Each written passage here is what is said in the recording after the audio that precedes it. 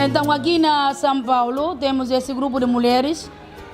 Uma parte funciona como escola, outra parte como cooperativa. O que é que nós fazemos?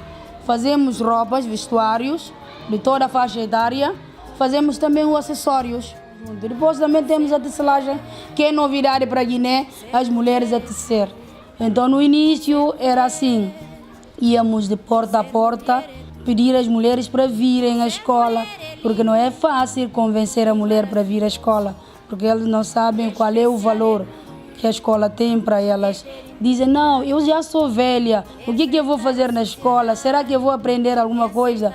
Mesmo para costura, eu já tenho idade. Depois aquele trabalho não é tanto da mulher, é mais trabalho do homem. O que eu vou fazer com isso? Então começamos a sensibilização, a ajudar a mulher a descobrir de que, mesmo com idade, a pessoa pode aprender algo. Então começamos essa atividade com as mulheres e depois vimos que a maioria das mulheres saem aqui, depois de saírem aqui não têm condição de continuar o trabalho, não tem máquina. Vimos que há necessidade de juntar, de organizar e de agrupar em cooperativa. E essa cooperativa é para poder, quando elas produzem alguma coisa, vender e depois fazer a repartição do lucro. As mulheres começaram agora esse trabalho de tecelagem e muitas pessoas ficaram admiradas. O quê? Isso não é verdade.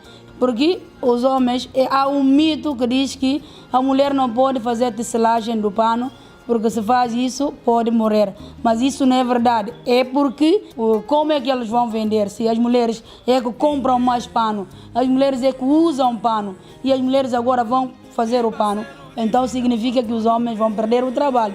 Por isso, ponham barreira para que as mulheres não possam fazer aquele trabalho, ficam somente a comprar o trabalho do homem.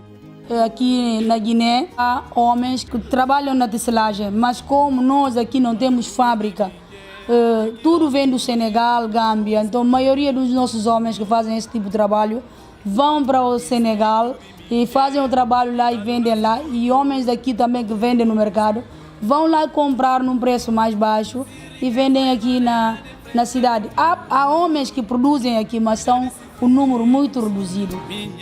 A experiência que nós vivemos até aqui é a técnica tradicional. Agora eu fui convidada por Artisal e SIDAC para ir a Timor estudar, ver as técnicas industriais, que é para podermos importar aquela técnica onde as mulheres podem produzir mais pano, enquanto que não vão deixar de lado a técnica tradicional, vão ser conservadas porque é da cultura, faz parte da história do povo, e isso vai ser conservado. Aquilo que eu vejo nas mulheres, porque a mulher que sai de casa e vem juntar com outras mulheres, ali também elas falam entre si, partilham dificuldades, partilham ideias, ajudam, há uma ajuda entre elas, ajuda mútua. Isso também ajuda a pessoa a sair de si e aprender, abrir um pouco o seu horizonte, não ficar fechado. Aí, sobretudo o nosso grupo, descobriram que vale a pena, não é só trabalhar, não é só o trabalho que dignifica a pessoa humana, o que dignifica a mulher, mas sim ter essa consciência clara de que ela pode também dar o seu contributo para o desenvolvimento do seu país. Ser mais lutadora.